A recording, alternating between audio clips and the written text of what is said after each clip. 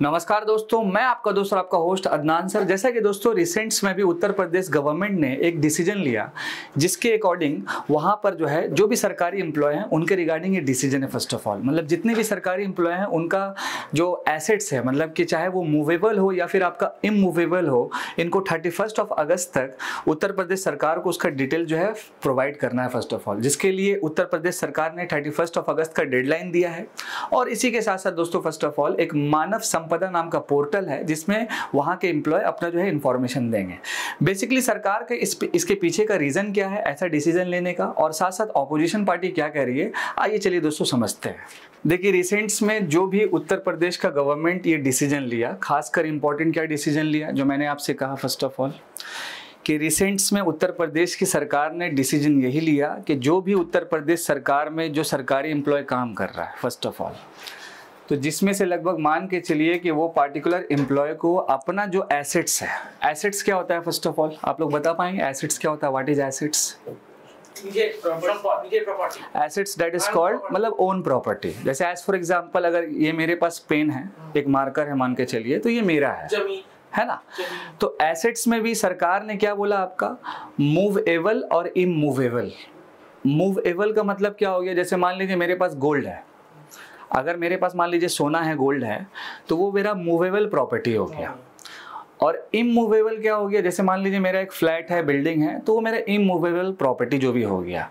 तो रिसेंट्स में उत्तर प्रदेश की जो गवर्नमेंट है, और खासकर मैंने आपको बताया कि जो वहाँ के चीफ सेक्रेटरी हैं मनोज कुमार सिंह के नाम से, तो उनका ये पार्टिकुलर डिसीजन है सरकार का कि जो भी सरकारी एम्प्लॉय हैं उस पार्टिकुलर स्टेट में, उनको अपने एसेट्स का जो है वो डिटेल्स इंफॉर्मेशन देना होगा किसको, सरकार को।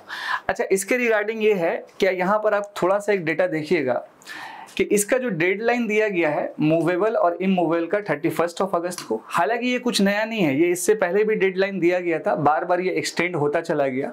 अगर हम बात करेंगे अर्लियर डिसीजन का जो भी है, तो आप यहाँ पर खुल के देख लीजिए कि लास्ट ईयर वाज दिसंबर 31 और इन दिस ईयर देख लीजिए आप जून 30, और इसके बाद फिर एक्सटेंड हुआ आपका जुलाई 31, और फिर फाइनली जो है अभी राइट नाउ 31 अगस्त को ये जो है एक्सटेंशन चला ही जो भी चला गया। तो सबसे पहला ये सवाल बनता है कि मान के चलिए कि अगर आप सभी लोग सरकारी एम्प्लॉय में उत्तर प्रदेश में काम कर रहे हैं और आपको अपने एसेट्स का जो है डिटेल्स देना होगा, तो अब क्या आप जो है चल करके जाइएगा डिटेल्स देने, या कोई ऐसा वेबसाइट या पोर्टल्स होगा जहां पर आप अपना डिटेल्स को रखिएगा फर्स्ट ऑफ ऑल? तो इसमें सिंपल एक पोर्टल है, देखिए एक पोर्टल है जिसका नाम है मानव संपदा। तो मानव संपदा नाम का जो पोर्टल है जिसमें आपको अपना जो है इंफॉर्मेशन वहां पर दिया जाएगा, देना पड़ेगा। तो मैंने इससे पहले एक चीज़ क्या बताया था, फर्स्ट ऑफ ऑल मैंने इससे पहले आपको एक चीज़ बताया था कि अगर हम उत्तर प्रदेश गवर्नमेंट की बात करेंगे तो वहाँ पर लगभग मान के चलिए कि 17,88,000 के अप्रॉक्स में लोग काम करते हैं। और ये बेसिकली जैसे ही ये पार्टिकुलर नोटिफिकेशन आया वहाँ पर, तो कुल मिला के मान के चलिए आप कि 26% अगर हम स्टेट गवर्नमेंट एम्प्लॉय की बात करेंगे तो वो लोग अपना इंफॉर्मेशन दे चुके हैं, लेकिन बचा हुआ जो 13 लाख के अप्रॉक्स में जो लोग हैं उन्होंने अभी तक अपना इंफॉर्मेशन जो भी है नहीं दिया है। तो मेरा यहाँ पर पहला क्वेश्चन ये है कि गवर्नमेंट इस तरह का क्यों करना चाह रही है? तो सरकार ने कहा कि अगर हम बात करेंगे भारत का या फिर अगर हम बात करें किसी पार्टिकुलर स्टेट का, तो करप्शन के मामले में हम लोग हमेशा न्यूज़ सुनते रहते हैं बचपन से कि फलाना जगह करप्शन हो गया, आज ईडी ने इतना पैसा पकड़ा, ये पॉलिटिशियन के पास ये निकला, यहाँ पर ये निकला, इस तरह का कहानी सुनते रहते हैं ओवरऑल हम लोग, है ना, फर्स्ट ऑफ ऑल सुनते रहते हैं।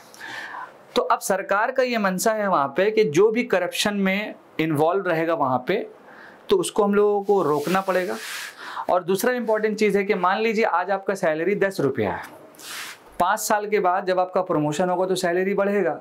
तो आज अगर आप अपना इंफॉर्मेशन गवर्नमेंट को देते हैं तो सरकार के पास एक रिकॉर्ड रहेगा कि आपके पास कितना प्रॉपर्टी है मूवेबल और इमूवेबल। आफ्टर 5 इयर्स के बाद अगर वो प्रॉपर्टी 10 गुना हो जाएगा तो आपके ऊपर सवाल उठेगा कि इतना ज़्यादा कैसे हो गया। तो सरकार का मेन रीज़न है इस तरह का डिसीजन लेने का कि जो करप्शन है उसको जो है रोकना और ट्रांसपेरेंसी को लाना फर्स्ट ऑफ ऑल। तो जिसके रिगार्डिंग ये डिसीजन लिया गया। अब वहाँ के जो चीफ सेक्रेटरी जो मैंने ऑलरेडी पहले बताया, जिनका नाम मनोज कुमार सिंह जी है, जिन्होंने ऑलरेडी इस तरह का बात जो भी कहा है।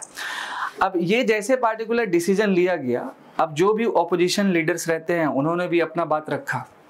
बात वहाँ पर ये रखा कि जब आपको इस तरह का डिसीजन लेना ही है तो अब आप ये डेट का एक्सटेंशन क्यों कर रहे हैं?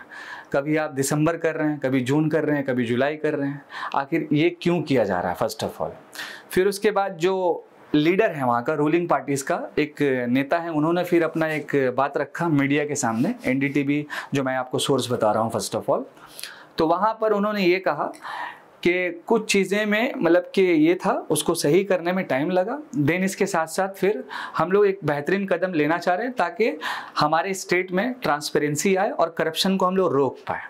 तो अब थोड़ा सा हम बात करेंगे कि भारत में अगर हम करप्शन की बात करेंगे या पूरे वर्ल्ड में अगर हम करप्शन की बात करेंगे तो उसके रिगार्डिंग एक रिपोर्ट पब्लिश होता है, और वो पार्टिकुलर रिपोर्ट्स का अगर हम नाम की बात करेंगे तो वो है आपका करप्शन परसेप्शन इंडेक्स।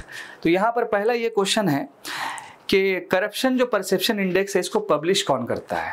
तो एक इंटरनेशनल ऑर्गेनाइजेशन है जिसका नाम है ट्रांसपेरेंसी इंटरनेशनल। आई होप इसका नाम आप सुने होंगे, ट्रांसपेरेंसी इंटरनेशनल।